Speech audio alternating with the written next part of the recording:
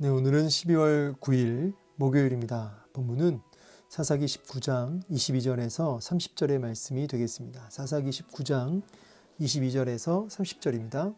그들이 마음을 즐겁게 할 때에 그 성읍의 불량배들이 그 집을 에워싸고 문을 두들기며 집주인 노인에게 말하여 이르되 내 집에 들어온 사람을 끌어내라. 우리가 그와 관계하리라 하니 집주인 그 사람이 그들에게로 나와서 이르되 아니라 내 형제들아 청하노니 이 같은 악행을 저지르지 말라. 이 사람이 내 집에 들어왔으니 이런 망령된 일을 행하지 말라.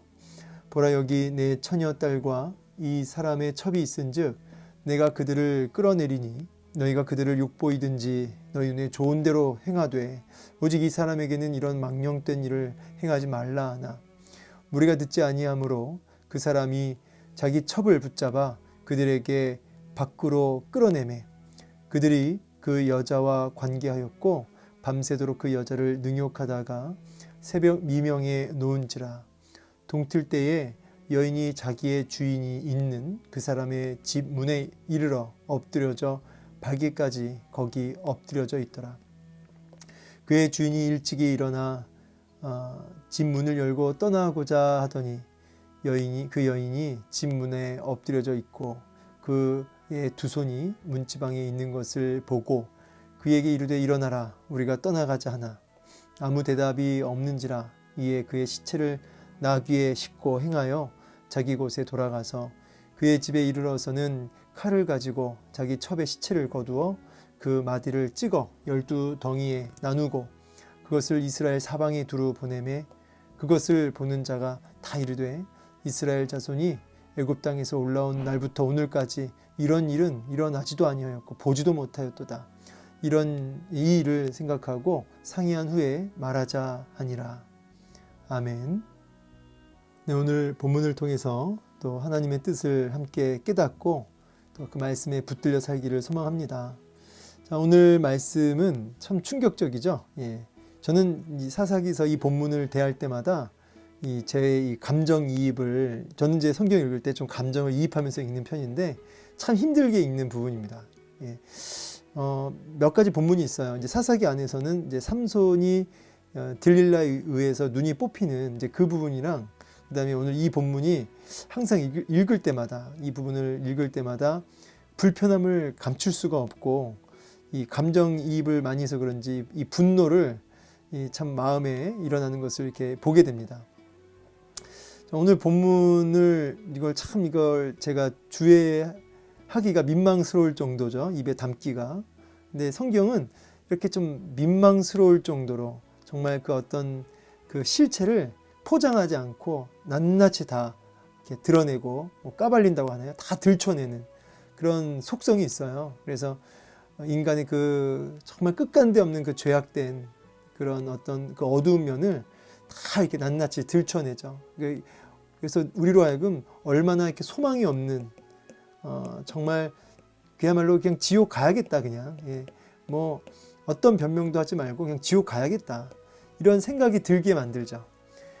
오늘 이 본문에 나오는 기가 막힌 인간들은 사실 범죄한 인간들의 그 죄악된 인간들이 어디까지 갈 수 있는지 어디까지 인간이 이렇게 사악해질 수 있는지를 이렇게 좀 단면적으로 보여주고 있는 거죠. 그러니까 이걸 보면서 그냥 남보듯이 하는 게 아니라 우리도 이 죄악에 지배받고 죄악의 노예가 되면 이거보다 더 끔찍한 일을 얼마든지 할 수 있다는 것을 보여주고 있어요. 그래서 그냥 지옥에 가야 되는 것이 마땅하다 이게 느껴질 정도로 지옥 안 가면 어떡해 당연히 지옥 가야지 이런 생각이 들 정도로 오늘 이 사람들의 모습은 사악합니다.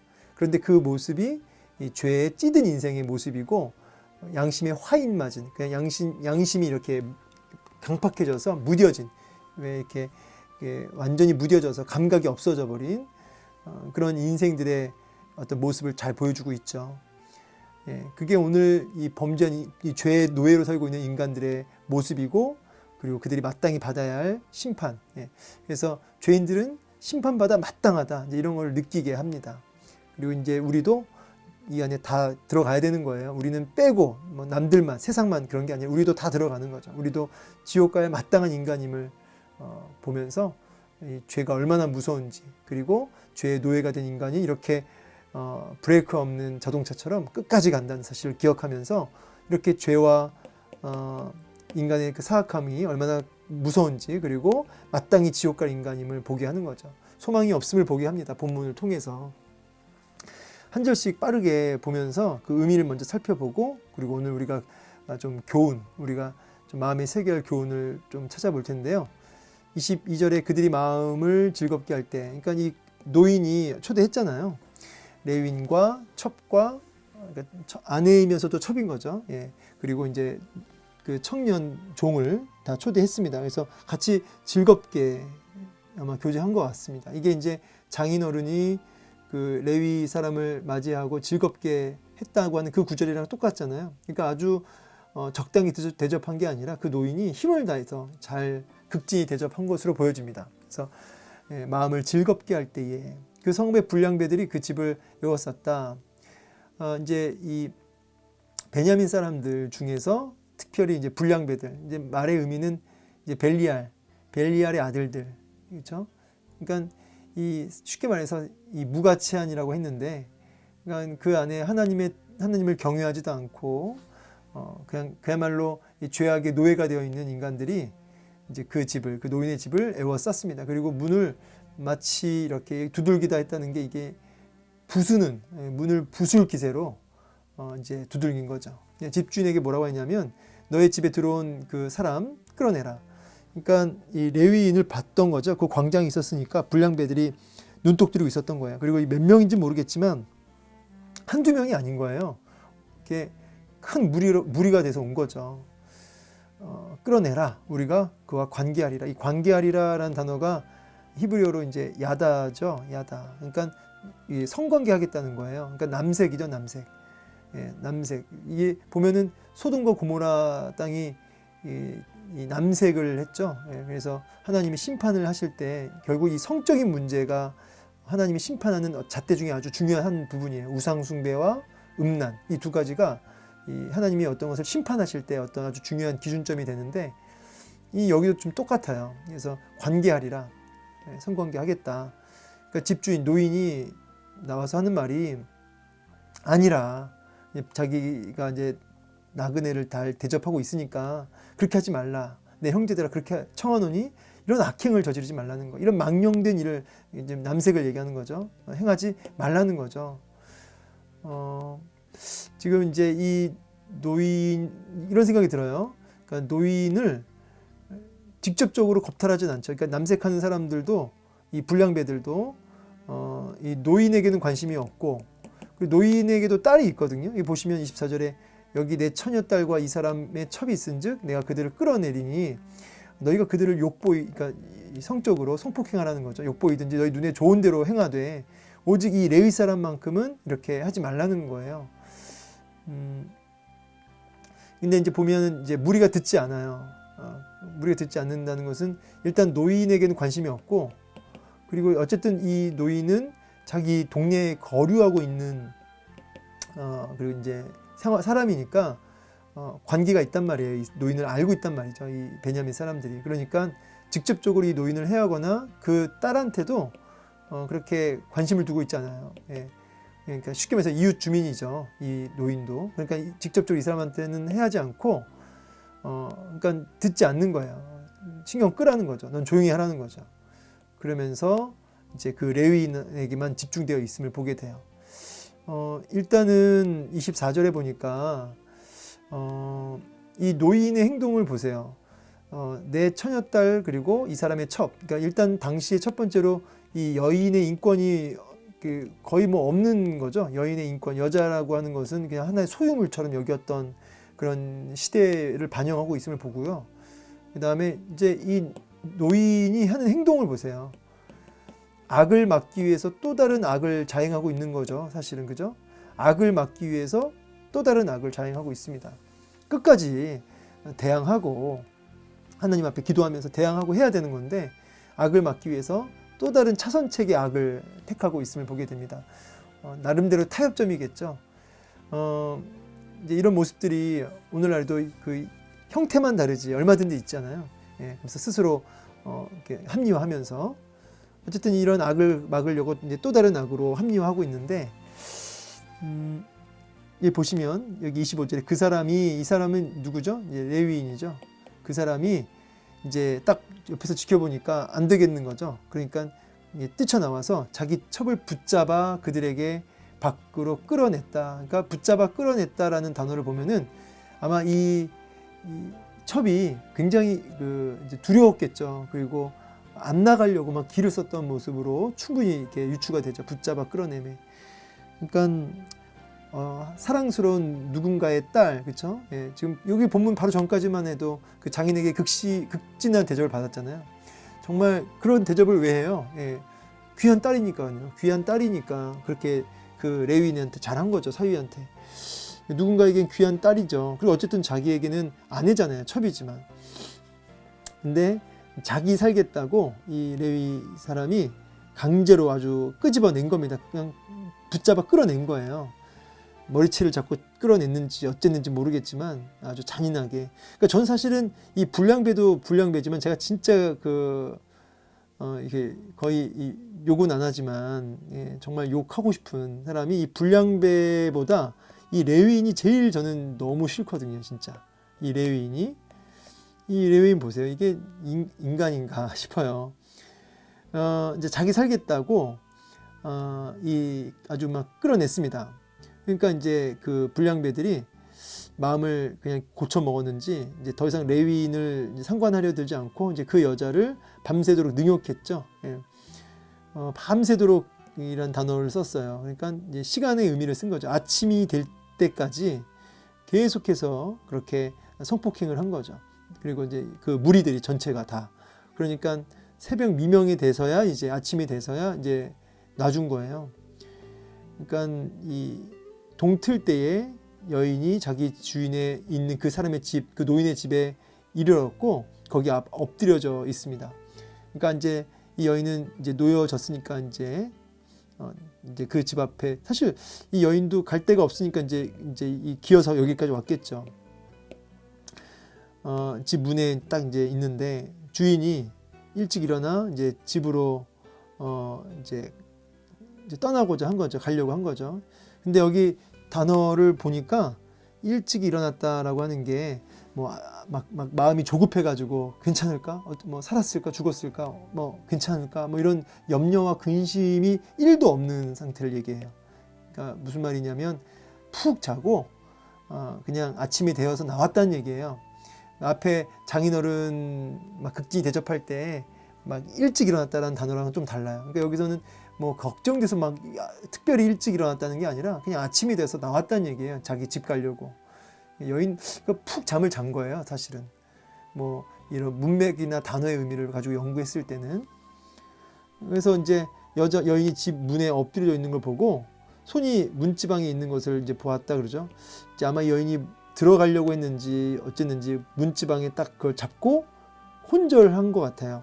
근데 보통 이제 문지방에 손을 얹을 때는 뭐 굉장히 그런 여러 가지 미신이 있습니다. 이제 미신 중에 그 문지방을 잡으면 그 문지방에 깃든 뭐 귀신이, 그러니까 신이 뭐 힘을 준다. 뭐 이런 미신적인 내용도 있다고 하네요. 어쨌든 어떤 의미인지 모르겠지만 이 여인이 그 마지막 애를 쓰고 그 문 앞에 엎드려 있는 것은 맞아요. 근데 지금 여기가 이 여인이 문지방에 앞에서 혼절에 있는지 아니면 죽었는지는 정확히 알 수 없어요. 이제 그 레위인이 남편이 일어나라, 우리가 떠나가자. 근데 대답이 없죠.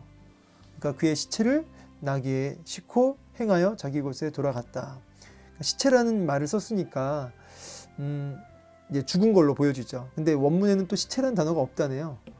그러니까 아마도 학자들은 이제 이 나귀에게 싣고 집까지 가는 중에 죽은 게 아니냐 이렇게 얘기하는 글도 있습니다.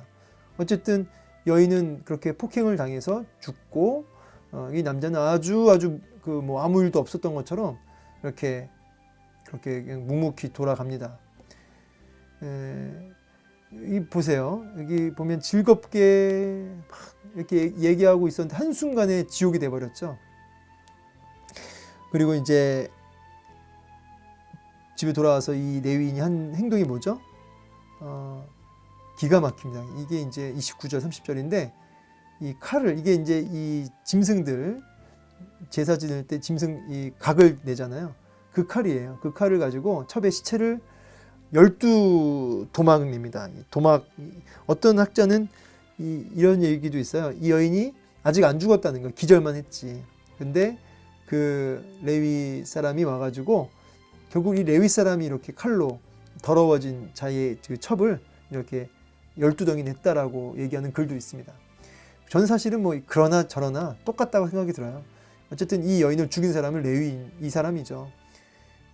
뭐 베냐민 지파랑 같이 똑같은 거죠. 그래서 12덩이로 칼로 이제 도망 내가지고 이스라엘 사방에 두루 보냈습니다. 이게 이제 중앙 통제 기구가 없으니까 마땅히 누구한테 이 호소할 게 없는 거죠. 이 억울한 상황을. 그래서 전 민족에게 처벌을 요구하는 형태로 해서 이제 종들을 보내서 이런 스토리를 얘기해 주면서 그 이제 사체를 그 토막난 시체를 이제 보여준 거죠.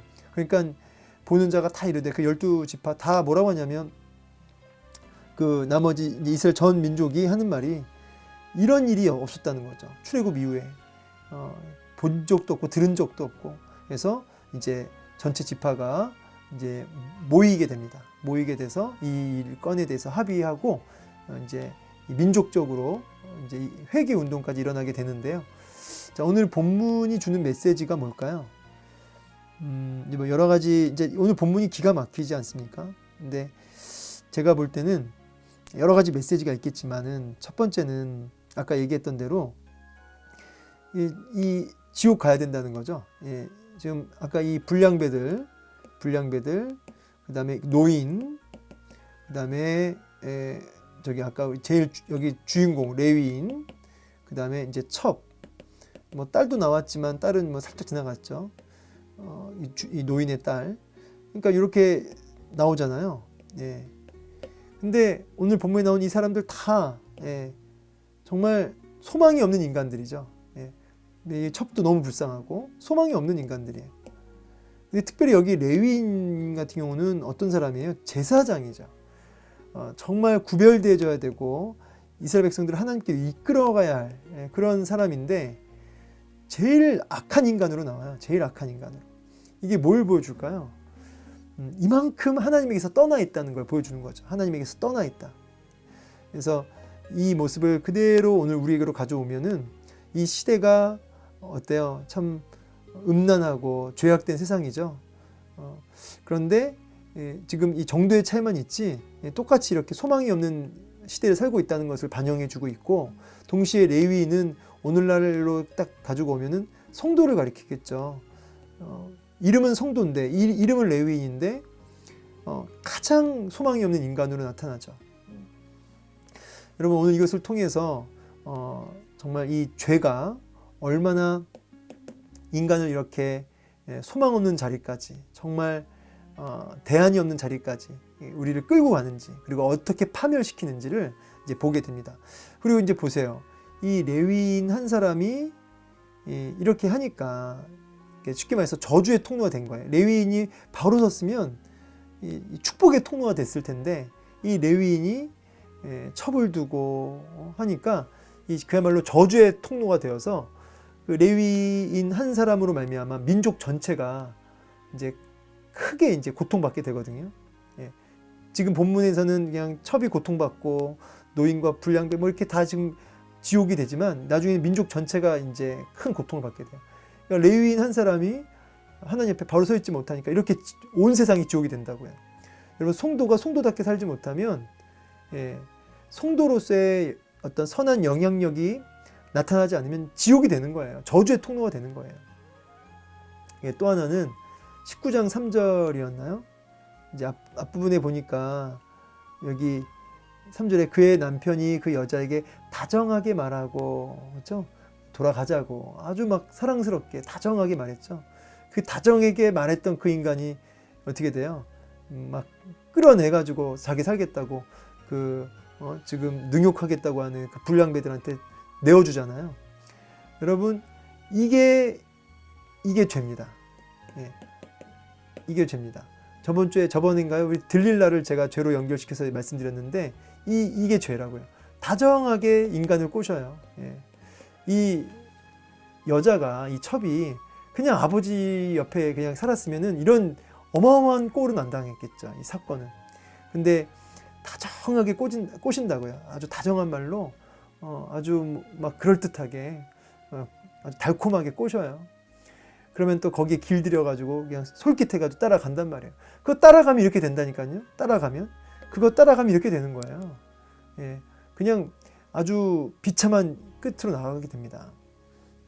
여러분, 다정하게 우리를 꼬셔드는 세상의 유혹들과 좋아 보이는 거 있죠? 예, 좋아 보이는 거.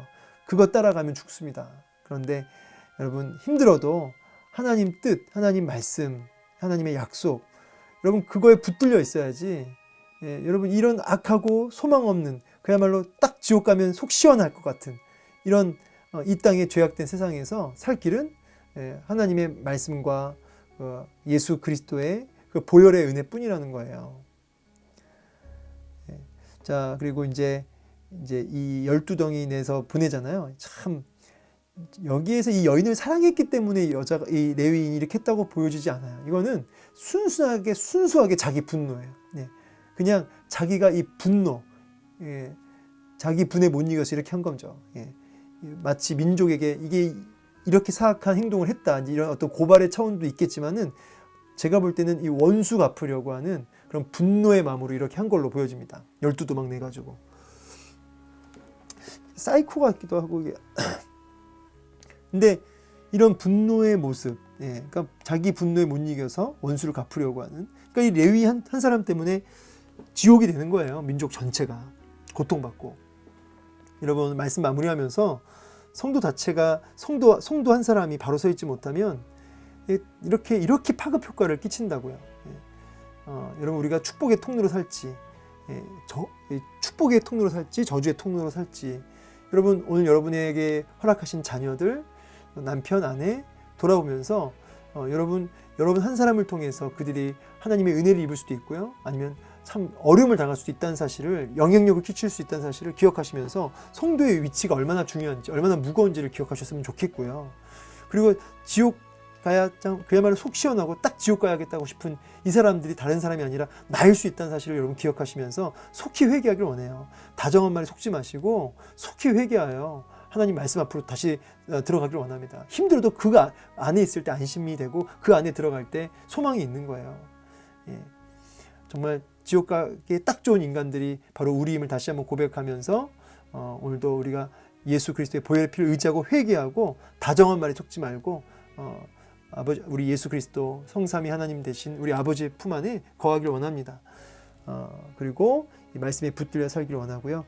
세상에 이런 정말 브레이크 없는 이 죄악된 죄의 노예가 된 인간이 이렇게 간다는 사실을 기억하고 그 죄악에서 돌이키기를 소망합니다. 오늘도 이 말씀 기억하면서 소망이 어디에만 있다, 말씀과 예수 그리스도 우리 하나님께만 있다, 이 말씀을 기억하시면서 오늘도 부드러운 다정한 말에 속지 않는 하루 되시기를 주의 이름으로 축복합니다. 감사합니다.